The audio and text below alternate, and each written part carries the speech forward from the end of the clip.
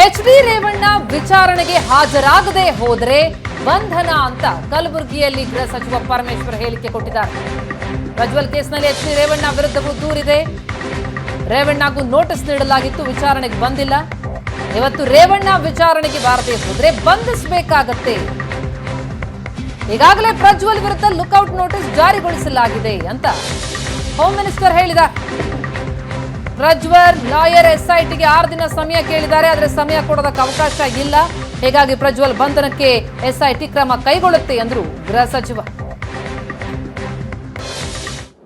ಈಗಾಗಲೇ 41A section 41A issue ಮಾಡಿ notice issue ಮಾಡಿ 24 ಗಂಟೆಗಳು ಕಳೀತಾ ಇದೆ.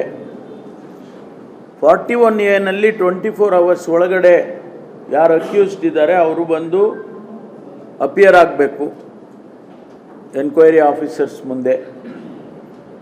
ಅವರು ಹೊರದೇಶಕ್ಕೆ ಹೋಗಿದ್ದಾರೆ, ಬಂದಿಲ್ಲ.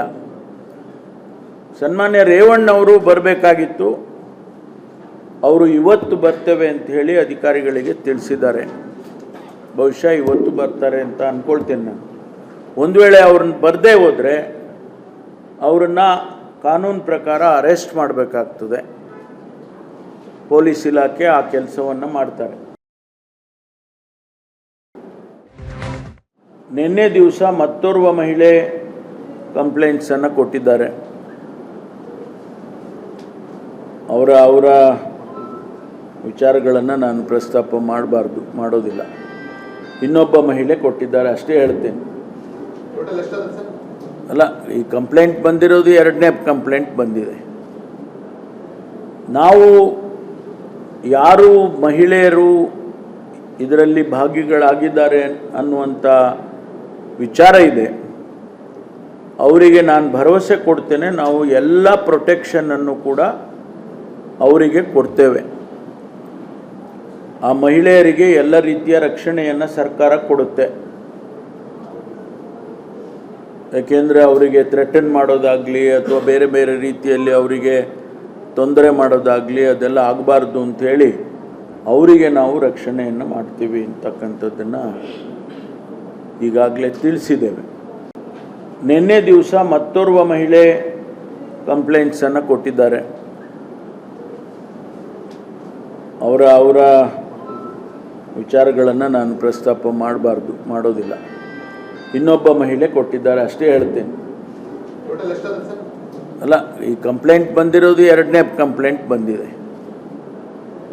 ನಾವು ಯಾರು ಮಹಿಳೆಯರು ಇದರಲ್ಲಿ ಭಾಗಿಗಳಾಗಿದ್ದಾರೆ ಅನ್ನುವಂಥ ವಿಚಾರ ಇದೆ, ಅವರಿಗೆ ನಾನು ಭರವಸೆ ಕೊಡ್ತೇನೆ. ನಾವು ಎಲ್ಲ ಪ್ರೊಟೆಕ್ಷನನ್ನು ಕೂಡ ಅವರಿಗೆ ಕೊಡ್ತೇವೆ. ಆ ಮಹಿಳೆಯರಿಗೆ ಎಲ್ಲ ರೀತಿಯ ರಕ್ಷಣೆಯನ್ನು. ಇದು ಗೃಹ ಸಚಿವರ ಹೇಳಿಕೆ. ಪ್ರಜ್ವಲ್ ವಿರುದ್ಧ ಒಟ್ಟು 2 ಮಹಿಳೆಯರಿಂದ ದೂರು ಸಲ್ಲಿಕೆಯಾಗಿದೆ, ಮತ್ತೊಂದು ಮಹಿಳೆ ದೂರನ್ನ ಸಲ್ಲಿಕೆ ಮಾಡಿದ್ದಾರೆ ಎನ್ನುವಂತಹ ಮಾಹಿತಿಯನ್ನ ಹೋಮ್ ಮಿನಿಸ್ಟರ್ ನೀಡ್ತಾ ಇದ್ದಾರೆ. ಪ್ರಜ್ವಲ್ ರೇವಣ್ಣಗೆ ಮತ್ತೊಂದು ಸಂಕಷ್ಟ. ಪ್ರಜ್ವಲ್ ವಿರುದ್ಧ ಮತ್ತೊಬ್ಬ ಮಹಿಳೆಯಿಂದ ದೂರು. ಮತ್ತೋರ್ವ ಮಹಿಳೆ ದೂರು ಕೊಟ್ಟಿರುವುದಾಗಿ ಗೃಹ ಸಚಿವ ಜಿ ಪರಮೇಶ್ವರ್ ಹೇಳಿಕೆಯನ್ನ ಕೊಟ್ಟಿದ್ದಾರೆ. ಸಂತ್ರಸ್ತರ ಮಹಿಳೆಯರ ಹೇಳಿಕೆ ದಾಖಲಿಸಲಾಗಿದೆ. ಅಸಂತ್ರಸ್ತ ಮಹಿಳೆಯರಿಗೆ ಸರ್ಕಾರ ಸಂಪೂರ್ಣ ರಕ್ಷಣೆಯನ್ನ ನೀಡುತ್ತೆ.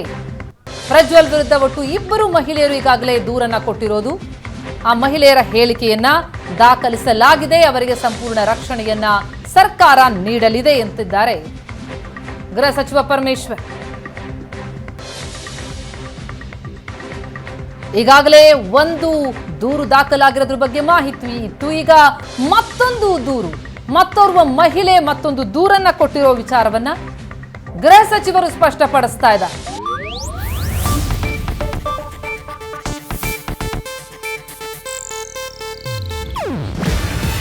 ಇದು ಏಷ್ಯಾನೆಟ್ ನ್ಯೂಸ್ ನೆಟ್ವರ್ಕ್ ಪ್ರಸ್ತುತಿ. ನೀವು ನೋಡ್ತಿದ್ದೀರಾ ಏಷ್ಯಾನೆಟ್ ಸುವರ್ಣ ನ್ಯೂಸ್.